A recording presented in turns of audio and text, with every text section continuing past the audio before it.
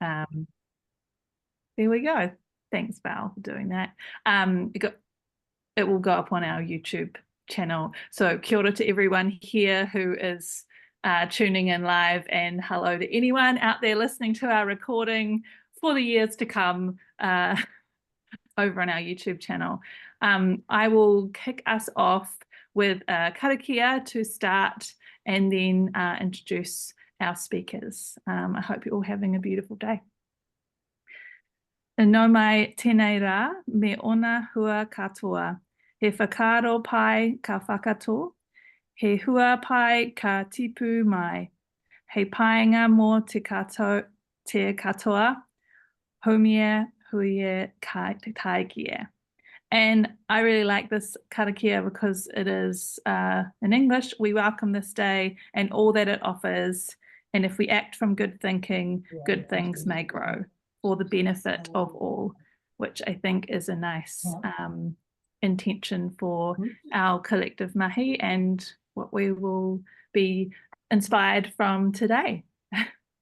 So thanks for joining everyone. And some of you may have been at the WasteMINZ conference but missed Liam and Rachel's presentations, or maybe you are tuning in from further afield, and now you get to listen to some little snippets from the Zero Waste Network whānau.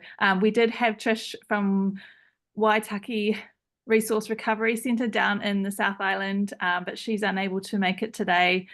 So that means Liam, who actually did a pecha kucha zoom super fast presentation at the conference, is going to be able to speak at a slower pace today. So we've got Liam from the Aotearoa Composters Network. He does have lots of hats, but that is who he will be representing today. And we also have Rachel from Envision, who is working on the EveryBite's food prevention program with us at Zero Waste Network and various hubs around Aotearoa. So I'm going to hand over to Liam first to speak, and then we can do a Q&A afterwards. If you want to put questions in the chat, I have found with presentations like these, it's kind of annoying when the chat questions come up when someone's presenting. So maybe you can just hold off pressing that enter button until after the presentation. But if you want to make notes of questions, feel free to put those in the chat if you don't feel comfortable voicing them later on, or things pop up as they do. Okay, so everyone? Groovy. Okay, Liam, kia ora. Thank you so much for coming and sharing your screen. Kia ora, thanks Sarah, and kia ora koutou. Yeah, thanks for having me. And yeah, so I'm Liam, as some of you may know me from the Zero Waste Network. I'm in the research team, but yeah, I'm also one of the founding members of the Aotearoa Composters Network, and I work with KaiCycle, who have been a Zero Waste Network member for many years and do awesome mahi here in Wellington. Yeah, but it's a real pleasure to sort of speak on behalf of this growing network of composters around the country. And this group has been together for quite a while, or people have sort of come and gone and tried to set something up for many years. And I was fortunate to sort of be involved with this smaller working group a couple of years back to really get some more of an identity around this network, and a bit more of connection and trying to make things happen all across the country. So yeah, I'm just one person of this awesome network. There's lots of others, but yeah. So this presentation I gave as Sarah said, at WasteMINZ, super fast-paced pecha kucha, 6 minutes and 40 seconds or whatever it was. And as per usual, I was like trying to stumble through the last slide while the host was trying to kick me off and tell me to stop. And and she said, you shouldn't leave your most important point for the last slide, Liam, come on. So yeah, so nice to be able to just yeah, go a bit more leisurely and talk through things a little bit in more detail, and obviously really happy to answer questions about this. So yeah, let me just quickly call YO. no ingarani me airani o kutipuna, I whānau mai au ki te papaioia, e noho ana au ki te whanganui a tara I Naia nei. Yeah, so my ancestors are from England and Ireland. I was born in Palmerston North and I live here in Poineke, Wellington now. And yeah, I wear a few different hats, but I'm absolutely, well, I have my dream job as a compost manager in Wellington. So I really just love everything composting. And as I said, was really fortunate to be one of the founding members of setting this, I guess the latest iteration of the Aotearoa Composters Network up. So, and I'll say ACN for short, for the Aotearoa Composters Network. So ACN is a network of compost hubs, clubs, and consultants who support communities, businesses, households, and institutions to compost their food scraps and organics. We help our local communities and ecosystems to flourish through localized organic resource recovery and composting. So last year, we got to spend a bunch of time really defining who we are and what we are about, including the couple of sentences I just mentioned. And so the vision that we created, here's a little snapshot of a bunch of our members. And there's a website you can check out more about who's in the membership. I think it's aotearoacomposters.org. Should be up on my last slide anyway. So the vision we created is thriving communities across Aotearoa, living with an abundance of healthy soils and food. And it's really important to note that this vision, I think, situates us as much in the work of soil restoration and food sovereignty as it does the waste sector. And to achieve this vision, we recognize there's a real need to transform our food and waste systems and have them be grounded in te tiriti o waitangi, to be grounded in partnerships, collaboration, and interconnectedness, to prioritize well-being and resilience for people and planet by building and empowering communities, and by championing localized systems, circularity, and zero waste to help achieve rapid systemic change. So yeah, it was a really great process going through what connects all of our projects, and I think everyone felt really happy with where we landed with our vision, our mission, and our values. You can read more about those on our website as well. But let me introduce you to some of the members of ACN who are putting all of this into practice. There is the University of Canterbury Compost Club, who are on a mission to make composting more accessible and commonplace for students. They have three main initiatives: the Compost Club Working Bees every Friday, which is at the Marakai on campus. They have a backyard flat composting scheme, which is helping students set up a worm farm or a compost at their flat for free. And they also have a container return scheme where students can bring a container of food scraps to the garden every Friday and then swap it for a fresh empty container. We have KaiCycle, as I mentioned, that's where I work. KaiCycle is a non-profit organization dedicated to urban composting, food growing, and community education. It was established in 2015. At the moment, KaiCycle has e-bike collections and a drop-off service across 3 locations for over 200 businesses and households in Wellington City. All of the food scraps that are collected are processed or composted at the community farm site in Newtown using carbon cycle boxes, but also very soon, and in fact this week is our first week, we're going to be using our new commercial site in Rongotai, where we have an in-vessel hot rot composting machine, which we're really excited. It's been a long process, and we're finally it's ready to be used. So very excited. All of the compost we produce is donated to other community food growing projects and schools and things like that, and also used at our urban farm, but we produce way more than we need. And once we really get our new facility up and cranking, we're planning to sell some compost to help us meet our costs as well. Extreme Zero Waste, the legends there have provided rates-funded curbside food scraps collections for a while, and also green waste drop-off services for Whaingaroa Raglan. They use a system called a horizontal composting unit, or an HCU, which is 30-meter long, 3-meter wide, 2-meter deep controlled composting system with moving lids, internal drainage, and it's turned, so food and green waste is mixed and loaded into one end, It's then turned with a digger regularly over 10 to 12 weeks and moved along the HCU. And the stuff that comes out the end is beautiful stuff. Really cool system. They also have a purely green waste composting area using a slower and simpler method that does enable them to compost fibrous plants like harakeke and tea coca. So that's really cool. And they also have this great bag return scheme for their compost products to avoid single-use plastic bags. So they're doing awesome mahi, really, really great model for like a medium scale composting. And I think a right-sized composting facility for a township like Raglan.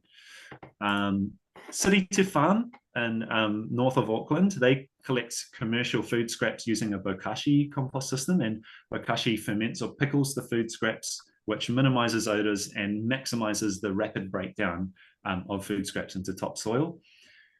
So once they're collected at the farmer digs swales in the land and lines them with biochar. And when the food scraps are cured, they are loaded into a fast feeder mixed with more biochar. And then this fast feeder spreads the food scraps out over those swales. And then it's covered with a layer of woody mulch. And the results have been amazing. That they've turned really heavy clay soil into highly fertile, carbon-rich soil that they grow bananas in as well. And they're also selling those commercially now, I believe. So that's really cool. Community Compost in Whakatū Nelson, they do all sorts of cool stuff. They have a compost club, which is a weekly session at a local community garden, combining hands-on composting experience, discussion, learning, and just have a great time. I had a really fun time when I went there last year or a couple of years back. But they also run an in-vessel composting facility using the Bertha technology, which was designed and manufactured in Nelson. Community Compost were also supported by Nelson City Council to trial a food scraps collection scheme using e-bikes and vans. And they also have a relationship with local landscapers as an outlet for their finished compost. So quite a cool sort of loop in their model.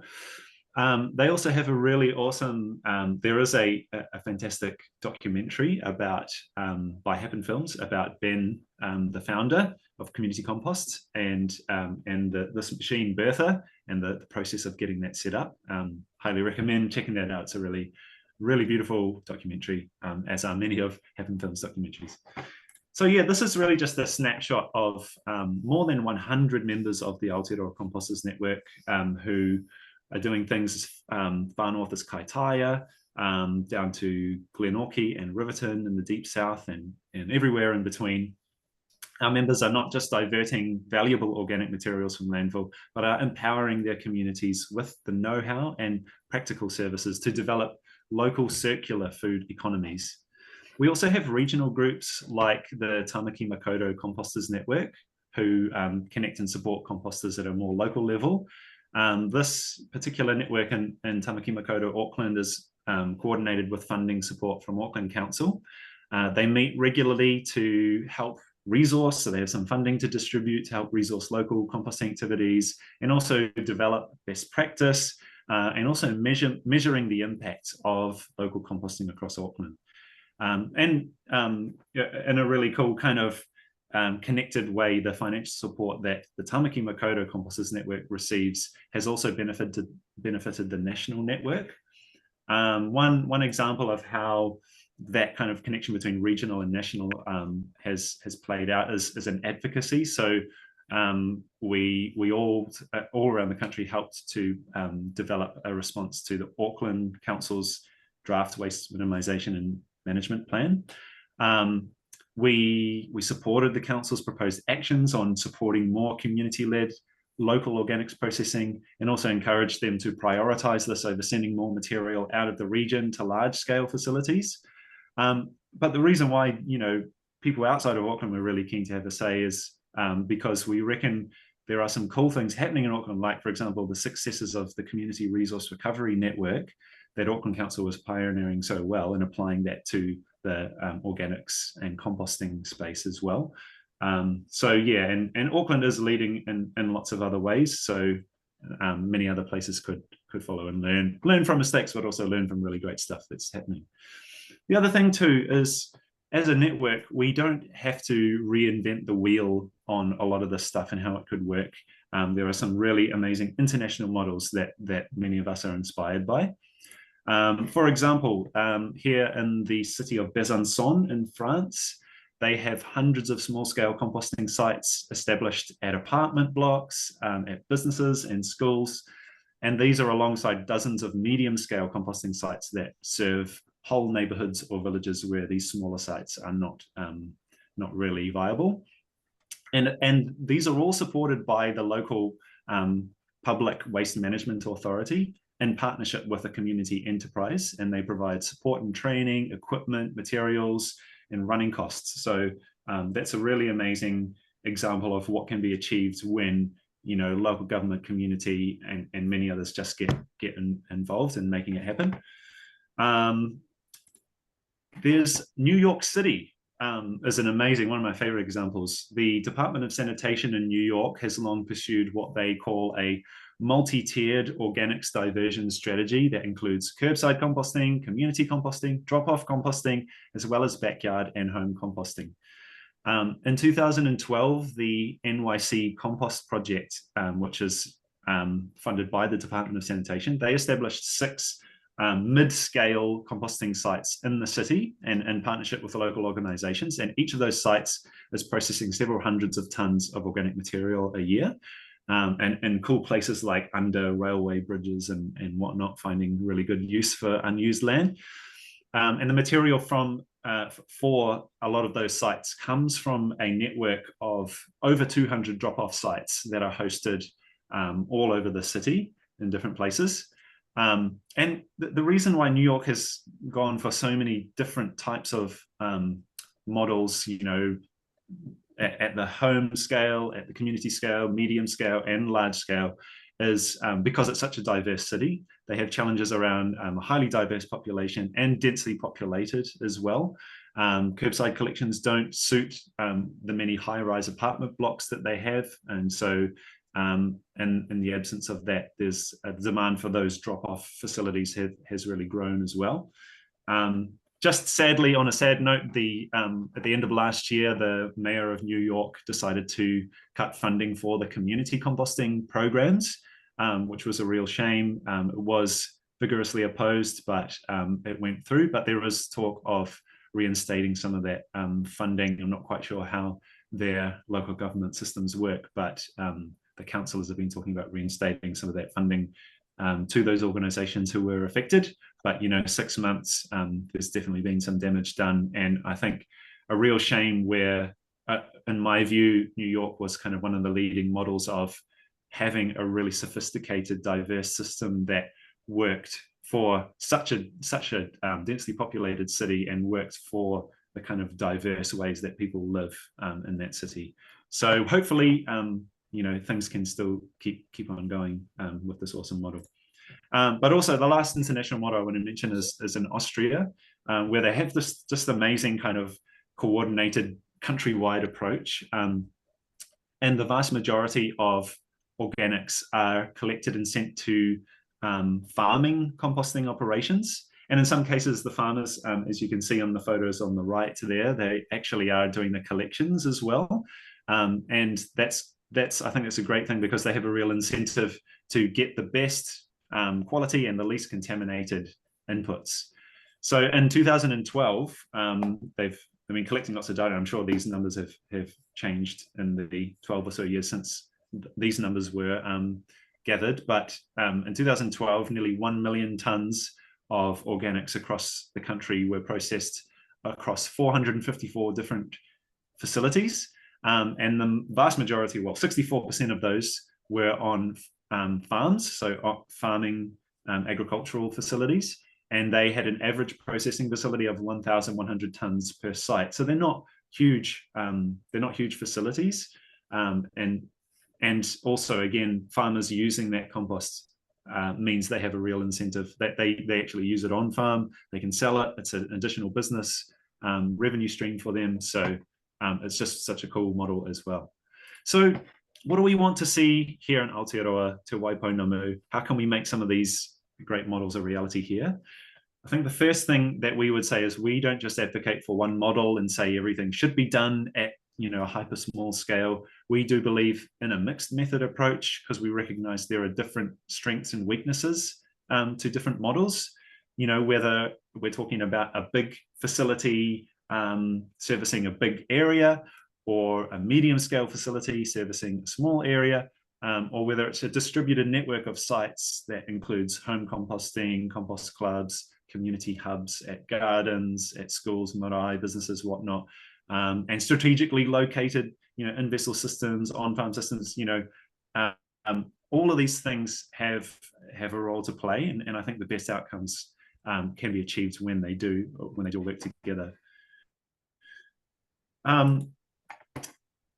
And one thing that the Aotearoa Composters Network wants to, like a role that we feel is really important for what a lot of our members do is, and remember at the beginning I said in our vision, thriving communities across Aotearoa living with an abundance of healthy soils and food. This emphasis on healthy food and soil means we often focus on quality over quantity. One of the big trade-offs of trying to maximize diversion of organics from landfill is that the quality and the control over things like contamination can be compromised. So for us, having greater control, many of our members having greater control of our inputs and our processes and the outputs is really key to developing healthy and resilient regenerative local food systems. And for the waste sector, these outcomes are often much lower priority than just getting the organics out of landfill. So I think that's a real trade-off to keep in mind. Also, in terms of resilience, it's really important to build resilience into the system. When something goes wrong with a large facility that an entire city or region relies on, can cause all sorts of big problems. So in Ōtautahi Christchurch, they've been facing this exact challenge. They've had to, that the council have had to spend loads and loads of money trying to fix the odor issues that the local organics processing plant have faced.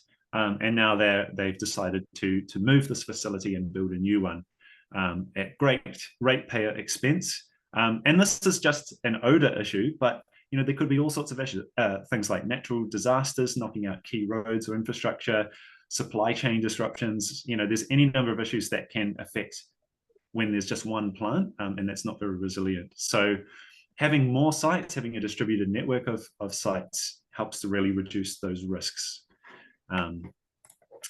Ultimately, though, we think the benefits to local communities is what makes the strongest case for doing more small and medium scale composting.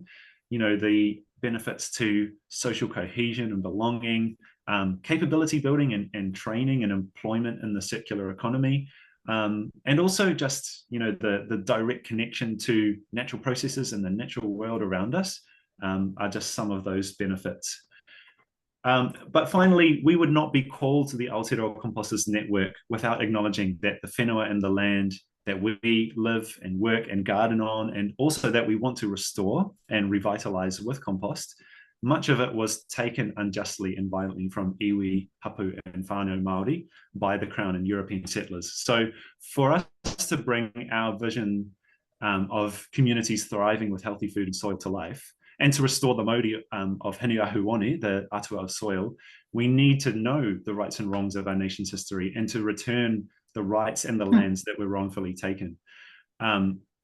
We know that we need to move away from an exploitative relationship with the land to a regenerative one, but that's something that can't happen without restoring right relationships with the land, and that includes properly honouring Te Tiriti o Waitangi.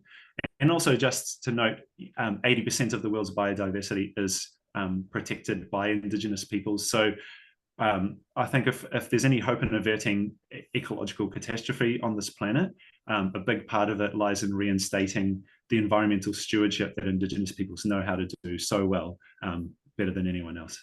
So thank you so much. I'll leave it there. Happy to answer questions, and you're very welcome to get in touch with us, or even join us as a member. We're always happy to take new members, and we meet monthly on Zoom and do all sorts of cool stuff together. But anyway, thank you so much for listening. Thank you so much, Liam. That was awesome. Great to be able to tune in, and not in a super speedy way. Or pecha kucha, as much as we love pecha kucha. Does anyone have any questions for Liam? Feel free to tap that space bar on your keyboard, which mutes yourself, and you can ask a question.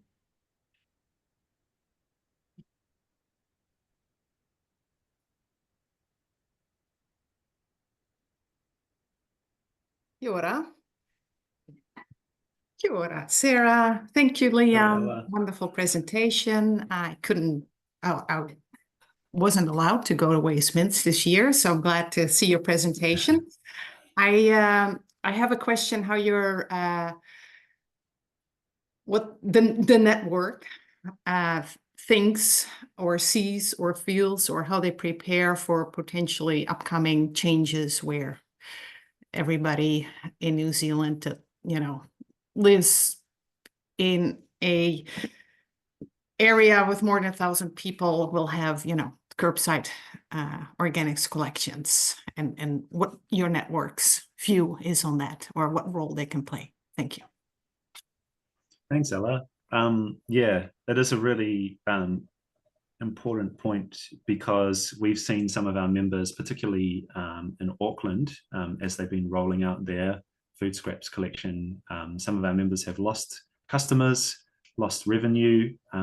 So it is something that is quite live for some of our members on how do we actually navigate this, happening across the whole country. I think there are many, obviously, the curbside collections are going to be for households. And there's many other sources of food scraps that our members are kind of looking at, in terms of that, how we can help fill gaps that aren't necessarily residential producers of food scraps. So whether that's businesses, whether that's, again, like multi-unit dwellings or high-rises that won't necessarily be have a collection provided for, whether that's schools and institutions and that sort of thing. So that's kind of one thing a lot of us are kind of thinking about: where are those gaps that we can actually add to, the diversion that might already be planned.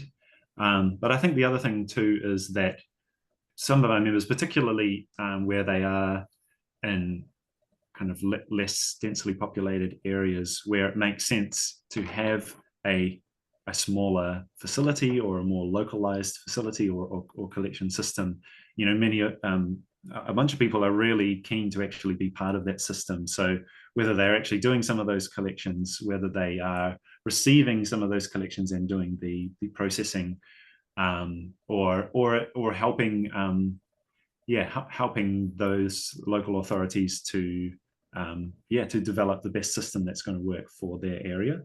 And in some cases that might look like collaborating in partnership with other businesses, and say collection businesses or other processors even. There's all sorts of conversations that have been happening. For example, here in Wellington, been having quite a lot of conversations with some of our local members, as well as some bigger commercial players and some council staff, around what is a really sophisticated system look like in the Wellington region, where there's quite a lot of diversity. It's quite widespread. There's like densely populated areas, there are rural areas, and the Kapiti Coast and Wairarapa. And so, it's kind of like just trying to avoid the tendency to, tick boxes and go for the easy option that I think a lot of, that might be tempting for local government to go for, but won't necessarily achieve a wide range of benefits that we think are,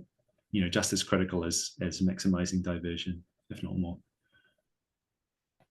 Beautiful answer, Liam. Thank you. Maybe if anyone has another question before we head over to Rachel. If anyone has one. Oh, Liz, kia ora, Liz. Yeah, Sarah, Liam, and everyone. I just wondered, Liam, could you give us any suggestions on how we can grow the network to meet the needs of, you know, the increased food scrap diversion? Are there any ways that you can think that, you know, we could be the network supported, the capacity can be built, the connections between TAs and community composters, you know, strengthened to this to happen more? Because it's sort of a bit of a chicken and egg situation where, you know, the capacity needs to be there to meet that need to divert the food scraps. So I don't know if you've thought, I know you've worked in the work bit looking at maybe kind of integrated systems, but have you got this for nationally or opinions? Yeah, thanks, Liz. Yeah, it is, as you say, there are quite a few chicken and egg scenarios where I think a lot of composters would love to be part of a system, but they need time, and they also need resourcing to scale up or to help design the system. But then getting a sense of trust and recognition from different players in the system that, you know, that this is a good idea, they're actually doing it this way, or doing it in sort of a more distributed way, not just going for the easiest large-scale facility option, is a legitimate approach. I think that's part of it, is just raising that as a legitimate option. So maybe that's finding some really key pilot areas that can prove some models and prove a couple of different models. And I mean, that's why I love, maybe some people find it annoying, but I love banging on about those international models where, you know, they have just gone for it and they've been doing it for 10 years or so, and with great success. You know, having some local models that suit some of our context here in Aotearoa would maybe give other regions, other communities the confidence that we don't have to do things just one particular way.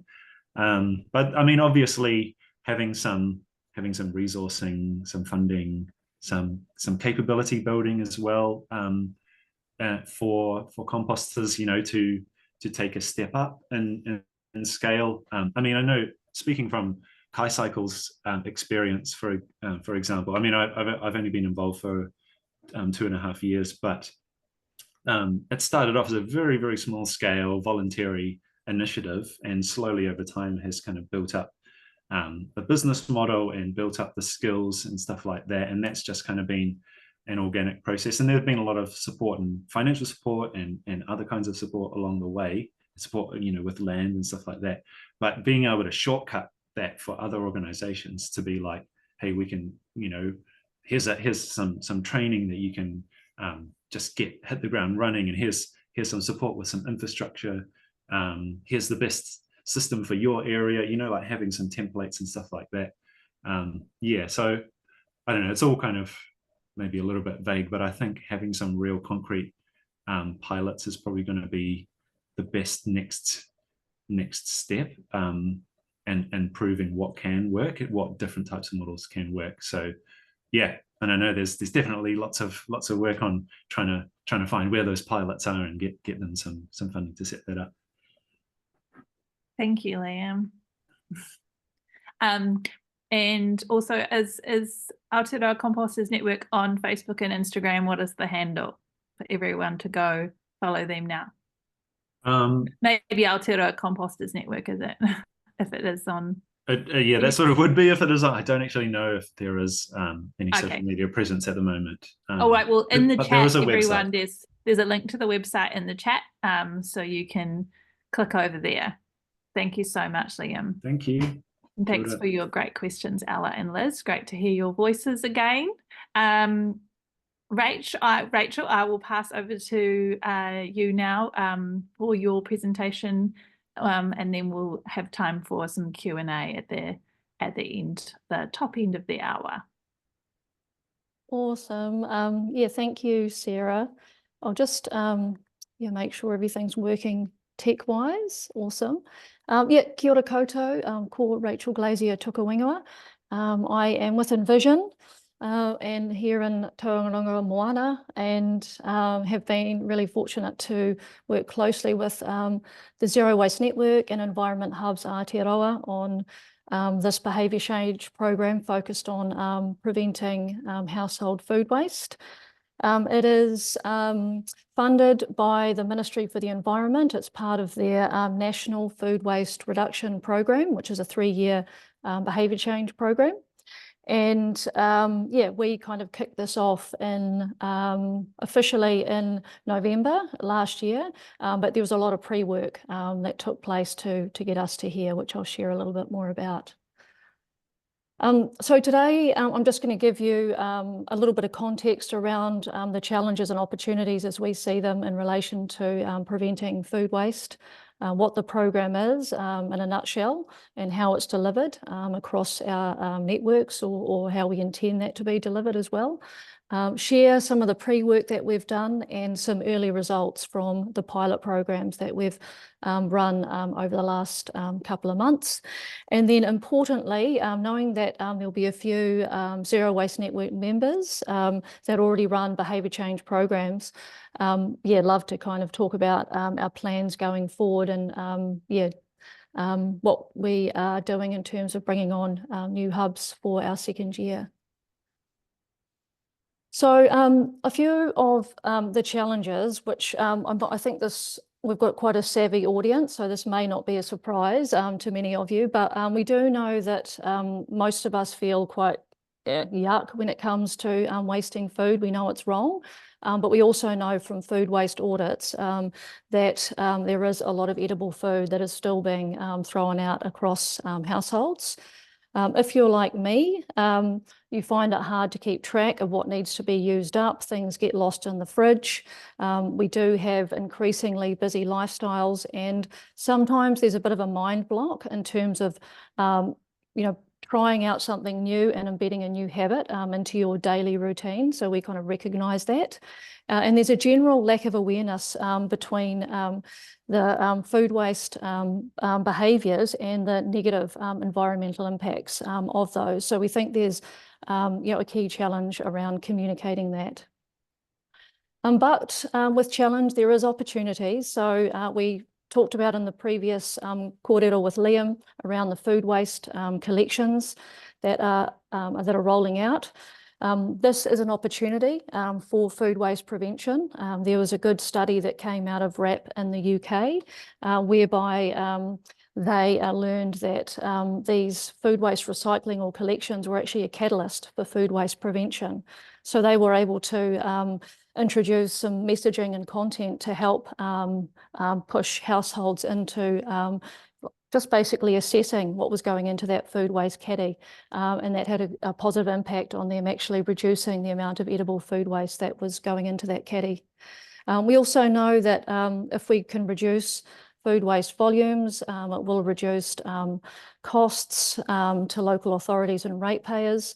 And we also know that it does tackle a myriad of negative upstream impacts. So when we're thinking about the food that is on our plate, often the story of, across the supply chain, the impacts across harvesting through to transport, through to packaging, are not well kind of connected.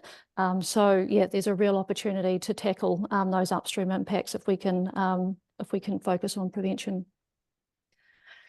So where to start when we've got this context, when it is a bit tricky, because we see food waste behaviours that are visible, and I'll share just a couple of, a couple of those. They may be familiar to you, but not kind of planning meals in advance. Overbuying is quite common. Forgetting about food, not storing it well, cooking too much. We know that leftovers are a common source of food that has been being thrown out. We also know that plans change at last minute, so that's just part of our lifestyles. But what we don't see is the underlying problems, and they're less visible, and they're also quite personal. They're based on socioeconomic conditions, culture, upbringing. So there's a myriad of factors which lead to things like lack of time, a perceived behavioural control, so not feeling like you have the necessary control to make behaviour, habits, inertia, and then social norms all play a big part in terms of those behaviours. So one of the key things which we think was important to tap into, which is why we liked this framework, the COM-B model, is that it helped us to kind of laser focus on what some of the motivations might be to help people actually make the changes necessary. So the framework looks at creating the right opportunity for people to practice or embed a new behaviour, working with where they're at, so building capability and capacity where we can, and then importantly knowing what really drives them to make those changes. So that was kind of underpinning some of the work that we did. So in a nutshell, what is EveryBite? It is a 4-week, so a month-long facilitated program. It starts with a kick-off event where our hubs will bring people together, do an incredible job around building awareness on food waste prevention, and share some practical tools that they can then take home and experiment with other members of their household. We've got 3, I guess, interventions that we've been testing to see how effective they are. One is measuring or assessing your food waste. So just a prompt around, hey, let's have a look and see, are you actually creating any food waste that could have been eaten? What is it? What else could you do with it?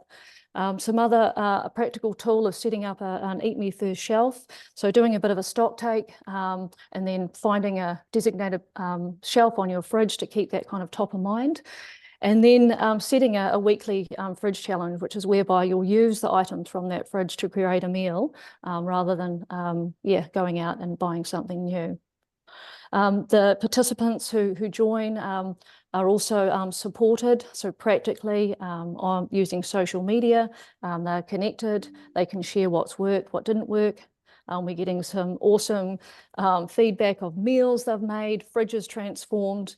And then they come back together at the end to kind of share and reflect what they've learned. And we encourage them to obviously share with friends who could also want to be part of our movement.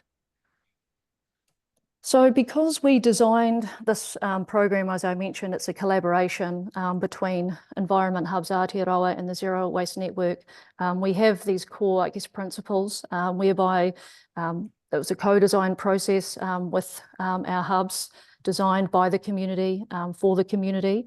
Underpinning it is the building of a movement. So when we are sharing back some of the tangible outcomes from people diverting food waste, we're able to then share that back with them, and the intention is to really showcase that collective impact. We meet people where they are. So the tools are simple, they're framed as experiments and a way to really do your bit, because we know that was kind of a key thing, that people want to be able to do that in a way that doesn't feel overly big or challenging. It's all about positive framing, so there's no shame. We all, if we're really honest, throw out food that could have been eaten, maybe not Liam, but others. But yeah, so I think there's a real opportunity just to acknowledge kind of where we're at and we're in this together. And very much around action-based learning at home and the safety of your household.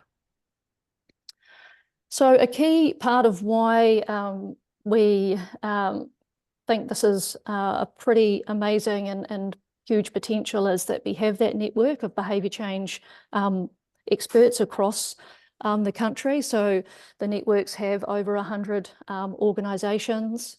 They already do an incredible amount of work with communities, from reuse retail, food rescue. They deliver behaviour change programs in many areas already, and they are trusted voices. And so in this first year, which I mentioned kicked off in November, We designed the first version of the program with 4 of our hubs. So Go Eco in Kirikiriroa, Environment Network Manawatu, based in Palmerston North, Sustainable Hawke's Bay, and then WasteBusters in Wanaka. So we've been working closely with them on what that kind of first version of the program looks like, and piloting in the communities that they're connected to. The timeline on the bottom is just to give you kind of a bit of a sense for our kind of first year. However, as I mentioned, we did a lot of work ahead of getting into deed with the ministry. So the Zero Waste Network had some money that they put forward to doing some important research. So it meant that when we got to November, when that deed was signed, we were in a position to kind of start at a later point than if we just started kind of doing a lot of this research from November. So we did a literature review, a household survey, went out to households across the network, which I'll share a little bit more about. We developed an overarching theory of change or impact map for EveryBite. We have a monitoring, learning and evaluation framework that underpins everything we do, and that's been really important because it means that we have the discipline to surface what assumptions we're making in terms of this program, and then reflecting and iterating, at specific points along our journey. And then we also developed the EveryBite brand and narrative as well. So we had that going into this.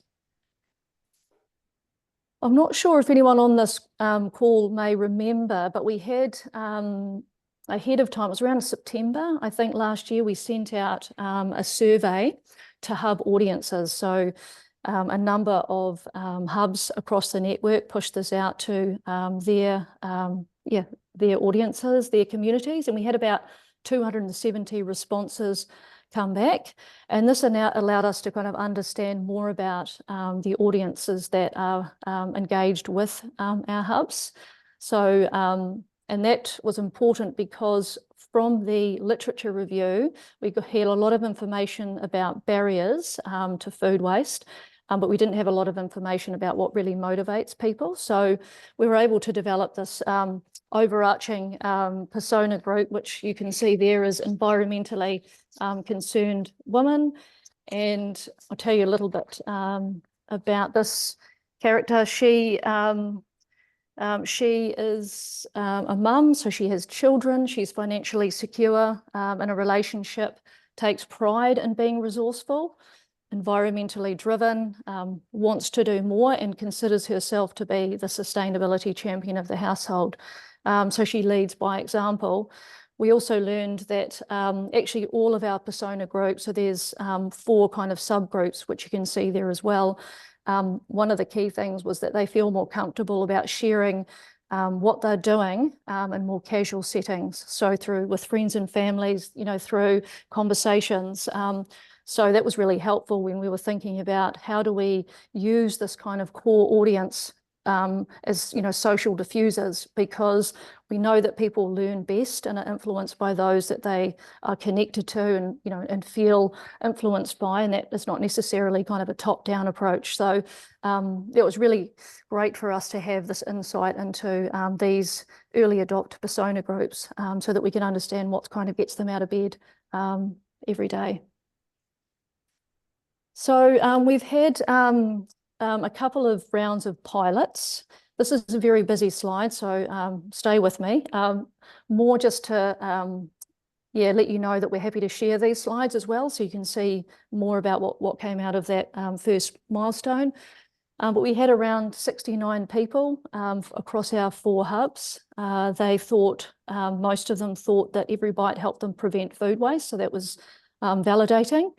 And then we were able to understand kind of the bottom part of this is, what interventions did they use and how effective were they in actually helping them to prevent food waste, as well as a lot of rich information about what they wanted more of and what, the barriers are for them to continue as well. We then recently just finished our kind of second round of pilots and our second milestone ending May. And so this is where we actually, we had a few more come in, but we had 104 people confirm participation. And it was quite a rigorous, I guess, KPI or measure, because when we were looking at participation, we were then asking our participants to respond to a text saying, yes, I actually tried one of your interventions and this is how it worked for me. So we were really wanting to make sure that they kind of took that next step following coming to one of our events. The texts worked really well, and it's something that we'll continue on as part of our evaluation. But we learned a lot about the motivations. So because we're talking to, I guess, sustainability champions, saving money was not a top kind of motivation for them, where it is for the mainstream population. And we learned that even though they want to do the right thing, they have a real lack of time. So there is some work to do to help overcome some of those barriers when we're planning for the next milestone. This is just a bit of a snapshot of some of the feedback that came through. The larger kind of quote to my bottom right around the program would be great for families. I think this was really cool because it showed that, yes, everyone is time poor. We had a core group of, or part of our audiences that are older. They have more time, they're really sustainably focused, and they were then prompted to take this into their whānau, who they, they're interacting with their, in this case, their daughters, their grandchildren. So there's a real opportunity to use some of those sustainable champions to reach further out into mainstream populations. Yeah, so in summary, we think that kind of a key value proposition for EveryBite is the fact that we have all of these hubs already that are operating across the country, are their trusted voices. So there's a real opportunity to use that network. We have this impact map and monitoring, evaluation and learning framework. So we have kind of a centralized evaluation approach. So that means that we are quite well positioned to understand what works and what doesn't work. And yeah, that kind of speaks into the last point there. That we facilitate, the design and delivery of this program with our hubs. We provide kind of centralized comms and other collateral to support them to deliver the program. October is when we kind of kick off year 2, and we will be shortly, sending out an expression of interest for hubs that might be interested to partner with us to deliver year 2. And the QR code does work, I checked it. And that will take you to the website. And if you want to register on the website just to kind of stay connected, and for me to let you know when that EOI comes out, then we'd love to know how many people are interested. Thank you. Thank you. Thanks so much, Rachel. How many hubs will you be growing to for year 2? We will be at this stage looking for 8 hub partners. Yes, we may, if our current hubs are interested in staying on, that would be great. So we'll see. But yeah, that's kind of how many we're looking for at this point. Great. Any questions for Rachel from our crowd?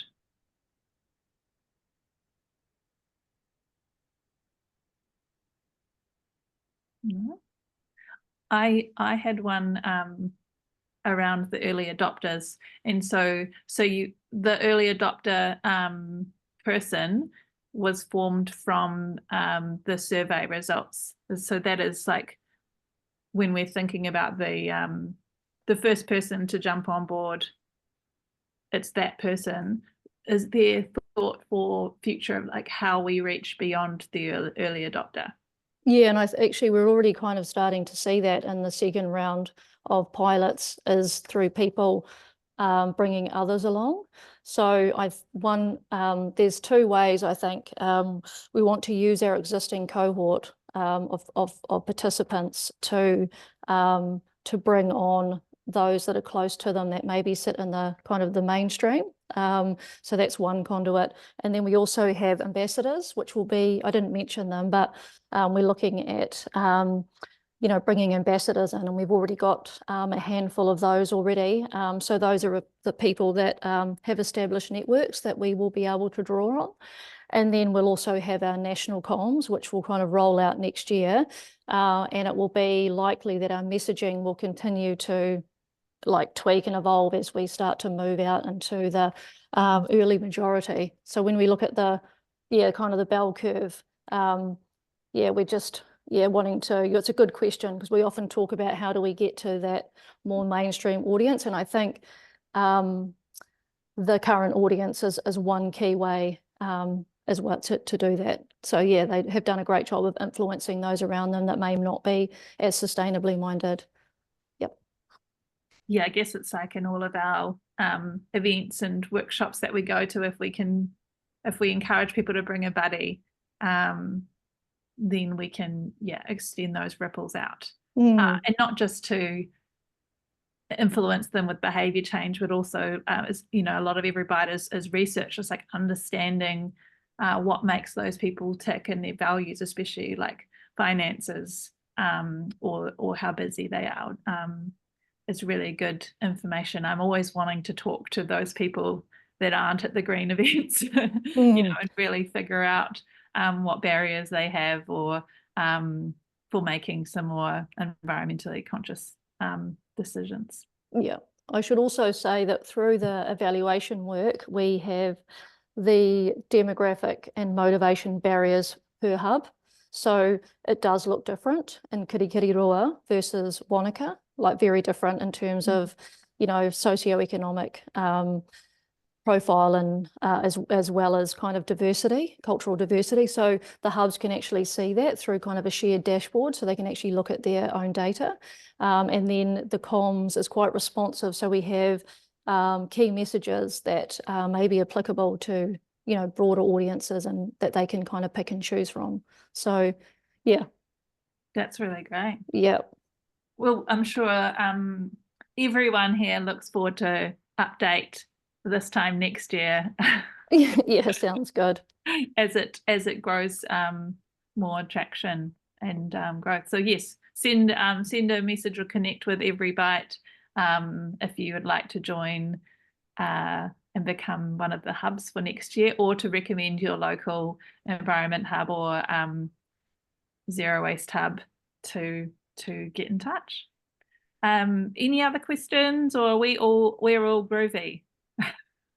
I think Fiona, you had your hand up, but then you put it down. But it was a clapping hands. Oh, okay. Right, okay, sure. Thank you. Cool. That's great. I have a quick question, if that's all right, quickly. Hey Rachel, we at KaiCycle a couple of years back, we did some audits of what we were collecting food scraps to see what was actually avoidable food waste. And we were quite surprised how much. It was really quite a lot. It was like over 30%. Have you, in the work that you've done so far, had any feedback around people thinking, oh, if it's going to be composted, then sweet as, doesn't matter if I'm wasting food, or any like that kind of perspective? Yeah, totally. That was actually a bit of an eye-opener. And to be honest, you know how I was talking about the early adopters, and when we ran that survey, we asked them about what are all the sustainable behaviors that you engage in, and composting was top by, you know, a long way. You know, and then you've got repairing clothes, growing food. You know, there was about 20 of them, composting and recycling. And actually some of the pushback that we had in the very early pilots was that, hey, we're composting, it's biodegradable, you know, like you're barking up the wrong tree. So we had to overcome that with, and it was a light bulb moment for lots of people, which was that your compost is for inedible food waste. Like that's what it's for, because if you think about your food waste that was, you know, could have been eaten, and the all of the upstream impacts and the time, the energy and the resources that's gone into growing that, it's really a lost opportunity. And that's kind of, we're leading with that in our facilitation now, because it was a bit of an objection, but once people kind of, you front-footed, it's been really helpful to, and then we've had people saying, okay, we thought we were doing quite well, but actually, yeah, we do waste food. So that's interesting that you did that audit as well, because we're not auditing as part of our program, so, but we're using the WasteMINZ data. Yep. Thank you. Great question, Liam. Thanks again, Rachel. It's 3:02, so I'm going to thank everyone for joining, and our beautiful speakers for sharing their kōrero. I didn't say at the start that I had rebranded our lunchtime learnings intentionally to afternoon pick-me-ups, because I wanted to honour everyone's lunch breaks and time away from screens and time away from work to be outside. So so this kind of yeah, I hope that this time works, and it was great. Welcome your feedback if you have any for me. And tomorrow we have our second session. We have Sue Coots from Zero Waste Network, who did a great presentation called Playing Whack-A-Mole with Incinerators. Big mihi to all of her work, and Val's as well, and everyone who has been on the crusade against incineration, or regeneration instead of incineration. And we also have Ellie Kirkpatrick from Sustainability Trust in Wellington talking about Feel Good, which is all about reusables and replacing single-use containers, or beverage containers, I think, all around Wellington. Yeah, so that will be at 2 o'clock tomorrow. If you want to come back and have your afternoon pick-me-up with us again, that would be great. And hopefully my intention is to do more of these webinars as an opportunity to learn and share work. If anyone has something that they'd like to share, send me a message. I am members@zerowaste.co.nz, right? And I just wondered if Liz is in the chat. She wrote my name, but that's fine. Yes, extreme zero waste always emphasised. Their comms always emphasised also inedible food scraps only going into the food waste collection. Ngā mihi nui, everyone. Have a beautiful rest of your day. Stay warm. And thanks for coming. Ka kite anō.